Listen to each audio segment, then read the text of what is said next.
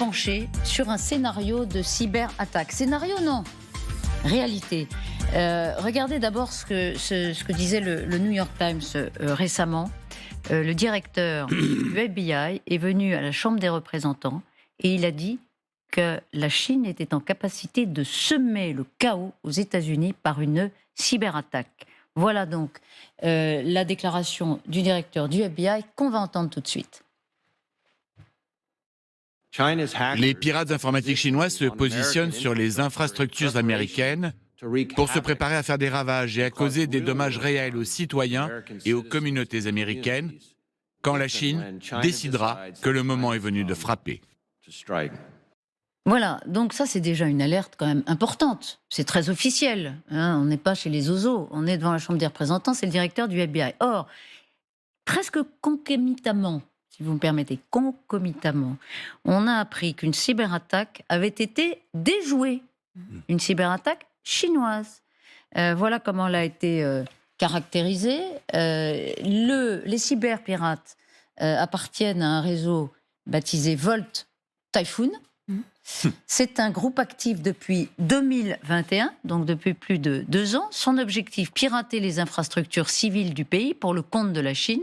Mode opératoire, accès à des infrastructures vitales via un logiciel malveillant qui pourrait toucher les organes de communication, de transport et du secteur de l'eau. L'eau, c'est vital, le transport, la mobilité, c'est vital, la communication, c'est à l'origine maintenant de tout. Nous sommes avec Nicolas Arpagian, vice-président du cabinet Edmine Partners. Merci beaucoup d'être avec nous. Dans un instant, vous allez nous dire en tant que spécialiste ce qu'il faut prendre au sérieux dans cette alerte du FBI. Bernard Guetta, vous y croyez? Surtout, est-ce que, en tant que député européen, vous avez déjà été alerté sur ce type de menaces? D'abord, le Parlement européen planche là-dessus, évidemment, bien sûr que oui.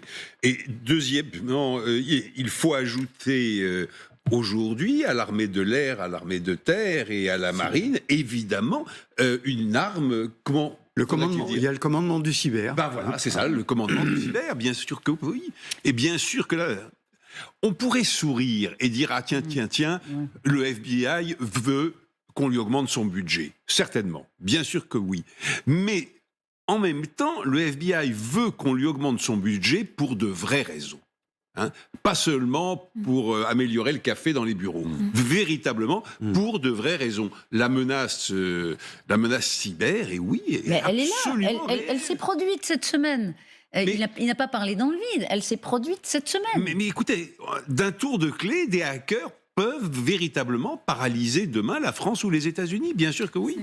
Oui, et ce qu'il y a d'intéressant, je parlais du commandement cyber qui est un commandement militaire, mais c'est le rapprochement entre le commandement cyber, ce qui se passe à l'intérieur du territoire national, et les grandes entreprises qui sont capables de travailler sur ces sujets-là.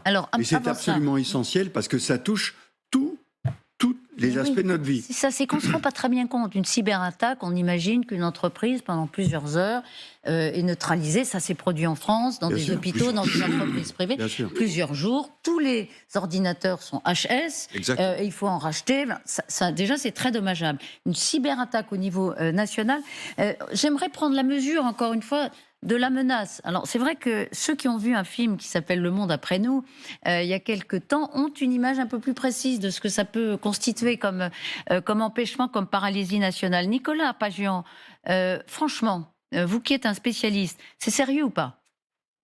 Ah oui, tout à fait. D'ailleurs, c'est la raison pour laquelle, alors, la France, l'Allemagne et, Bernard Guetta a raison de le dire, l'Union européenne a pris conscience de ce phénomène. Ça fait déjà longtemps, puisque nous avons des réglementations qui datent notamment une directive européenne de 2018, la directive Nice, qui d'ailleurs va connaître une nouvelle édition en application cette année, la directive Nice 2, qui dit qu'il y a des opérateurs de services essentiels, c'est-à-dire la fourniture de l'électricité, de l'énergie, les télécommunications, les services bancaires, l'alimentation, le traitement de l'eau. Et on va considérer que ces entreprises ne sont pas en quelque sorte autonomes dans la détermination de leur niveau de sécurité. La caractéristique de leur activité leur donne une valeur particulière dans la collectivité nationale. Et donc, elles ont des obligations spécifiques d'investissement en niveau de cybersécurité, en audit. Et ce qui a été évoqué jusqu'à présent, en fait, c'est une rupture habituelle par rapport au monde militaire, au monde civil, ces distinctions entre les deux. Pourquoi ? Parce que, effectivement, ce sont des infrastructures qui, pour l'essentiel, appartiennent ou sont gérées soit par des collectivités, soit par des entreprises commerciales, des entreprises privées. Et c'est la raison pour laquelle, dans le choix de leurs fournisseurs, de leur politique d'achat, puisqu'on va distinguer deux types de menaces. D'une part, celles qui peuvent venir de la part d'intrusion par des mouvements criminels ou des services de renseignement ou des prolongements d'état-major militaire, mais également avec la question de la confiance dans les équipementiers, les fournisseurs de services. C'est toute la réglementation qu'il y a eu concernant tel ou tel grand fournisseur chinois d'équipements informatiques ou télécoms. La confiance que l'on peut avoir. Et c'est là où, dans les moyens mis à la disposition des entreprises, des États, c'est d'une part la politique d'achat, savoir qui sont ces fournisseurs, est-ce qu'on a des éléments documentés sur la confiance que l'on peut leur porter. Deuxième caractéristique, d'avoir une capacité d'audit. L'audit, c'est le fait de savoir ce qui se passe chez soi. Ce qu'évoque le FBI, c'est notamment ces charges dormantes. Il faut des prestataires. Alors la France s'est dotée de prestataires dits PASI, PA2SI, prestataires en audit de sécurité de système d'information. C'est l'Agence nationale de sécurité qui attribue cette qualification, qui demande un niveau d'expertise particulier. Ce sont des contrôles qui vont être aussi bien sur les infrastructures techniques, les systèmes logiciels, mais également sur les bâtiments. Est-ce qu'on peut rentrer dans les bâtiments de manière facile, sans contrôle? Et donc, la riposte des États a été de dire, notamment en Europe et en France, voilà, on va imposer des règles à ces acteurs de sécurité et c'est pour ça d'avoir cette expertise d'audit. Et troisième point, c'est, et le général Trinquant l'évoquait, cette porosité entre les mondes civils et militaires. Et donc, on plaide beaucoup pour une prise en compte, une adoption dans le monde des entreprises de règles de sécurité qu'on connaît dans le monde de la défense. On pense par exemple à une qualification dite diffusion restreinte. Cette culture de la diffusion restreinte va être un élément de protection contre ces attaques en profondeur. Nicolas Pajan, je parlais d'un film qui évoquait une cyberattaque à grande échelle aux États-Unis. Est-ce qu'aujourd'hui, il y a des systèmes agressifs, de pays agressifs, qui seraient capables, techniquement, par exemple, de neutraliser des systèmes de commande d'avions en vol? Ça, par exemple, c'est un des éléments du scénario de ce film catastrophe. Est-ce qu'il y a des hackers qui peuvent, à un moment donné, neutraliser à peu près tous les systèmes électroniques des avions qui sont en train de voler au-dessus d'un pays donné? Alors, il n'y a pas de système numérique, de système d'information qui soit étanche à toute attaque. Il n'y a pas, vous savez, c'est la plaisanterie de Coluche disait, je ne comprends pas pourquoi est-ce qu'on ne construit pas les avions dans les mêmes matériaux que les boîtes noires, parce que les boîtes noires, on les retrouve toujours intactes. Donc, évidemment, il n'y a pas de protection immanente. Par contre, quel est le moyen? Le fait d'avoir des solutions qui sont en permanence auditées, auditables, ensuite d'avoir des systèmes isolés de manière à éviter les effets systémiques de contamination en chaîne, et 3, d'avoir de la redondance. C'est-à-dire que si un système était défaillant, de pouvoir le suppléer et venir pallier un dysfonctionnement ou un manque de confiance. Alors, on a des exemples d'interrogations sur des piratages concernant des vols, des avions, évidemment. C'est un sujet, la sécurité des environnements industriels est un véritable sujet d'investissement. Donc, effectivement, la question peut se poser et qu'on ne vit certainement pas dans un monde qui serait totalement étranger, étanche à ce type d'attaque. Encore une fois, et pardon, sur la Chine, les États-Unis disent avoir déjoué une attaque chinoise. Les Chinois pourraient aujourd'hui semer le chaos aux États-Unis? Alors, en fait, on est dans un environnement où, deuxième illustration de cette porosité, c'est que ce ne sont pas forcément des troupes régulières qui sont à la manœuvre, mais ça peut être, et on l'a vu en Ukraine, on l'a vu effectivement dans d'autres géographies, des supplétifs, des organisations qui peuvent avoir une activité criminelle un temps de l'année, en quelque sorte, et qui négocient une relative impunité. Alors, il peut y avoir un engagement politique, idéologique, on l'a vu en Russie avec le groupe Conti, qui est un groupe cybercriminel, mais qui s'est mis mis à disposition de l'État russe dans le cadre du conflit russo-ukrainien.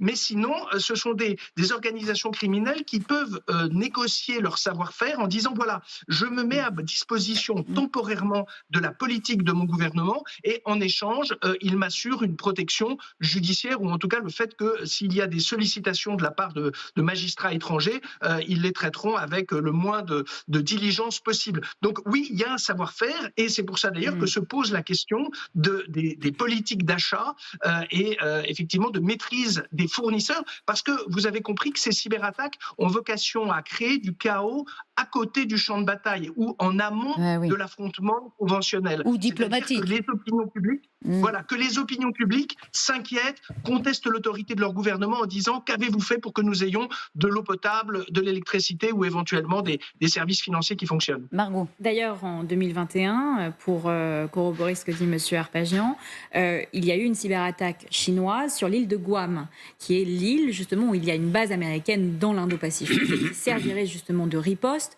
au cas où il y aurait une invasion de Taïwan.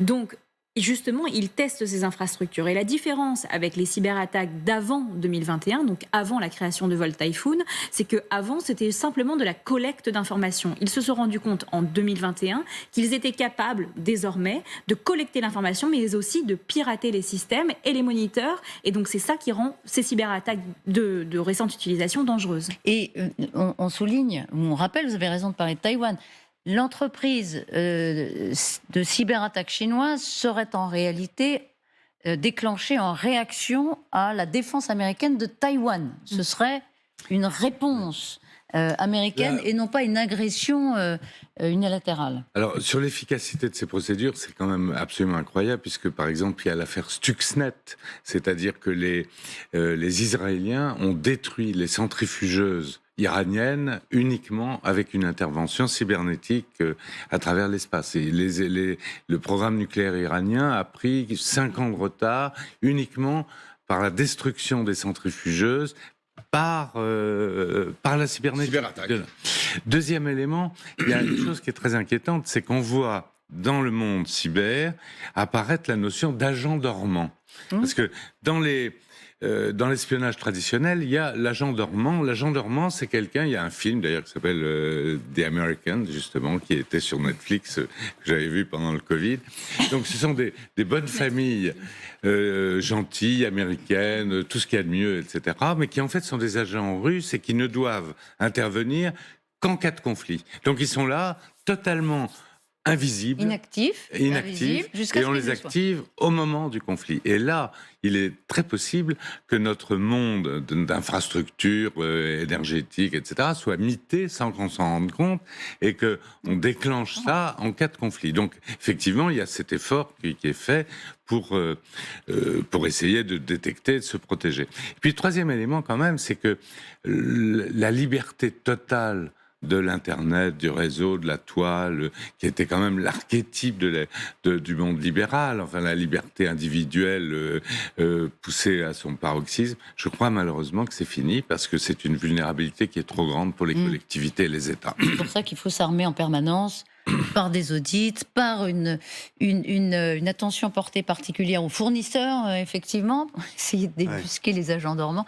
C'est possible. Enfin, l'attaque a été déjouée, on va se rassurer. Hein. L'attaque aux États-Unis, elle a été déjouée. Oui, alors il y a deux actions. La prochaine ne le sera pas. Bah, pour une fois, c'est vous qui n'êtes pas optimiste. Non. Il y a deux actions, l'action défensive dont on vient de parler et l'action offensive. La particularité, c'est que l'action offensive, les Américains sont capables de faire la même chose, sauf qu'il faut une décision du président pour le faire. Alors que dans la doctrine d'emploi russe ou chinoise, c'est normal, vous le faites. Et donc, il y a une rapidité bien plus grande pour agir. Vous n'êtes pas optimiste sur ce sujet? Vous pensez qu'un jour on va être arrêté dans nos vies? Non seulement je ne suis pas optimiste sur ce sujet, mais dans cette période, je ne suis pas du tout optimiste sur rien. Non, sauf sur la capacité de l'Union européenne à réarmer ses structures. Mais non, là, c'est pas de l'optimisme. C'est précisément que je suis tellement pessimiste que je crois... nécessité faisant loi, il y aura une affirmation de l'Europe. Merci beaucoup Nicolas Arpagian d'avoir été avec nous. Je rappelle votre ouvrage « La cybersécurité » paru aux presses universitaires de France. Merci à vous.